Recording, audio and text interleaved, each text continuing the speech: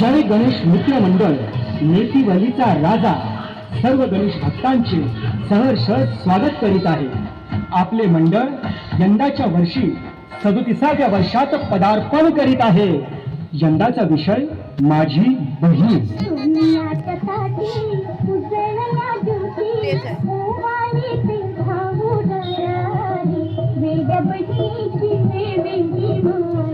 भावनेच्या नाजूक नात्यातील घट्ट नातं म्हणजे बहीण.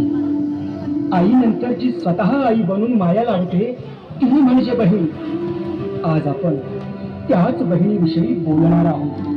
आपल्या शासनाने बहिणीच्या प्रगतीसाठी लाडकी बहीण योजना आणली आहे. प्रथम तर शासनाचे अभिनंदनच करायला हवे.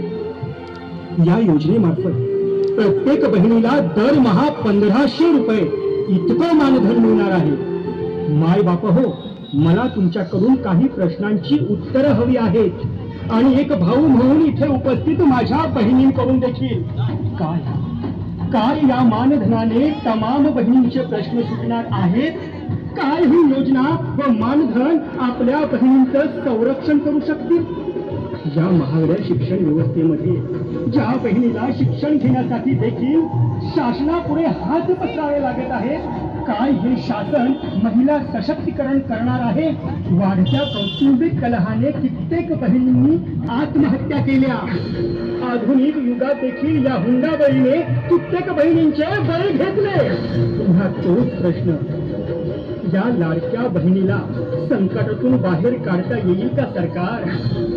ज्या राज्यात गिधाडासारख्या नराधमांच्या नजरात चुकून जिला वावरावं लागतं, ज्या बहिणीला घराच्या बाहेर निघताना कोणते कपडे परिधान करावे याचा विचार करावा लागतो, कारण नजरेचे असंख्य बलात्कार त्या बहिणी आपल्या देहांवर रोज झेलत असतात. मग प्रश्न तोच आहे, काय बहीण सुरक्षित आहे? शिवरायांच्या राज्यात स्त्रीला साडी चोळी देऊन बहीण मानली जाते, पण या देशात हरामासाच्या स्त्रीची नग्न धिंड काढली जाते. कोणत्याही वृत्तपत्राचं पान उघडा किंवा कोणतंही टीव्ही चॅनल ऑन करा, शिवीगाळ व्हावी तसा बलात्कार सर्वसामान्य झाला आहे. होय बहिणींनो, सर्वसामान्यच झाला आहे. सांगताना कंठ दाटून येतो, ऊर भरून येतो, तळपायाची आग मस्तकात जाते, पण सांगावंच लागेल. बलात्काराचे गुन्हे नोंद झाल्याची संख्या आहे 31,677. अवाक झालात ना? पण हे सत्य आहे. म्हणजेच दिवसाला 86 बलात्कार देशात घडत आहेत. हे फक्त नोंद झालेले गुन्हे आहेत. असे असंख्य बलात्काराचे गुन्हे पैशांच्या जोरावर सहज पचवण्यात आले. कुटुंबाची अब्रू जाईल म्हणून माझ्या कित्येक बहिणींनी ते गुन्हे उजेडात आणले देखील नाहीत. परिणामी रोज त्यांच्यावर बलात्कार होत राहिला. मंदिरासारख्या पवित्र ठिकाणी देखील आपली बहीण सुरक्षित नाही. रोग्यांची सेवा करणाऱ्या हॉस्पिटलमधील नर्स आणि महिला डॉक्टर देखील या बलात्काराच्या बळी पडल्या. इतकंच काय, पण शाळेसारख्या पवित्र ठिकाणी नुकत्याच उमललेल्या कळ्या देखील पायाखाली पुस्करल्या गेल्या. नराधमांनी 3 वर्षांच्या चिमुकल्या देखील भक्ष्य केल्या. मग माझं दुःखी मन पुन्हा तोच प्रश्न विचारत असता, काय माझ्या लाडक्या बहिणीला या राज्यात संरक्षण देता येईल का? यावर शासन अशी योजना का नाही राबवत ज्यामुळे ती बहीण शैक्षणिक, सामाजिक, आर्थिक, राजकीय बाबतीत सक्षम बनवून तिला संरक्षण मिळेल? त्यामुळे तिला कुणावरही अवलंबून राहण्याची गरजच भासणार नाही. मित्रहो, महिला सक्षम तेव्हाच बनेल जेव्हा ते सुरक्षित असेल. सुरक्षिततेच्या बड्या बाता मारून संरक्षण मिळत नसतं सरकार. धाग्याची लाठी मनगटावर बांधून भाऊ बहिणीला वचन देतो, मी तुझं आयुष्यभर संरक्षण करीन. यापेक्षा बहिणीचंच मनगट इतकं मजबूत झालं पाहिजे की तिला कोणत्याही भावाच्या मनगटाची गरजच भासायला नको. माझी शासनाला हात जोडून विनंती आहे, योजनेच्या खोट्या कुबड्या देऊन तिला अपंग करून तिला लाडकी बहीण बनवण्यापेक्षा मोफत शिक्षण देऊन अन्यायाविरुद्ध लढणारी रणरागिणी बहीण बनवा. तेव्हाच तुम्हाला तिला बहीण म्हणण्याचा खरा अधिकार आहे.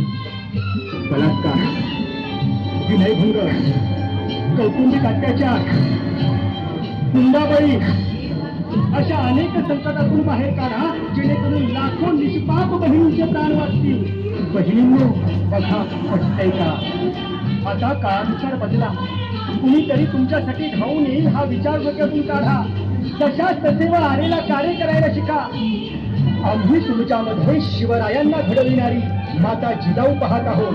महात्मा ज्योतिबा फुलेंच्या खांद्याला खांदा लावून लढणारी क्रांती ज्योती पाहत आहोत. डॉक्टर बाबासाहेब आंबेडकरांच्या पाठीशी उभी राहणारी माता रमाई पाहत आहोत. आणि रणांगणामध्ये लढणारी झाशीची राणी पाहत आहोत.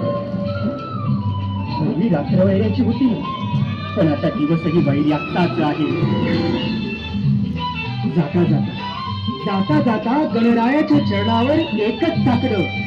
चला चला सगळ्यांनी मनात ठेवू हा सण.